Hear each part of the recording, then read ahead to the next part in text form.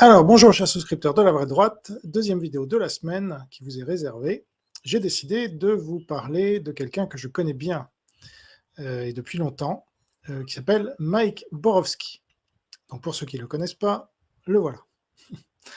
Alors Mike Borowski, c'est apparemment un journaliste, mais franchement il n'en a pas les qualités. En tout cas, il est devenu journaliste après avoir été militant à l'UMP, candidat politique, mais qui n'a pas réussi.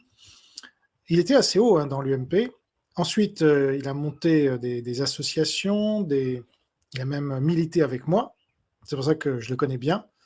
Et puis, il y a eu un virage dans sa vie pendant l'été 2014, sur lequel je reviendrai, puisque je l'ai vécu de l'intérieur, si je puis dire, puisqu'on était proches à l'époque, et c'est à ce moment-là que j'estime il m'a trahi. Et ensuite, il a continué sa vie en devenant, journaliste de terrain. Alors, il a monté La Gauche m'a tué, et puis il avait déjà La Gauche m'a tué quand on se connaissait. Et puis ensuite, il a surfé sur la vague Gilets jaunes pour finalement faire ce média qui s'appelle Géopolitique profonde, dans lequel il a été recruté il n'y a pas très longtemps. Et je réagis parce que là, ça a atteint un nouveau cap.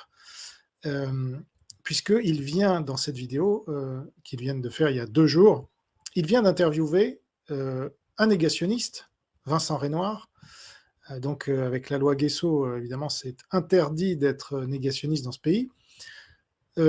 Alain Soral, donc, voilà, qui est un peu le parrain de cette dissidence que Maurice Gendre avait surnommée la chiassidence, donc antisémito, marxisto, islamisto, et puis après tous les russos, chinois, Corée du Nord, Iran, Venezuela, enfin, vous les citez à peu près tous, et Soral était pour.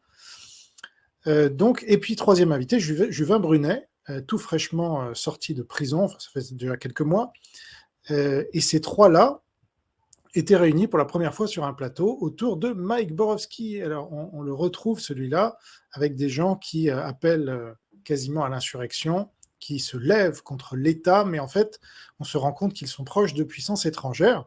Et donc, on se demande pour qui roule Mike Borowski. Donc, c'est ce que je vais essayer de vous expliquer, mais pour que vous compreniez un peu.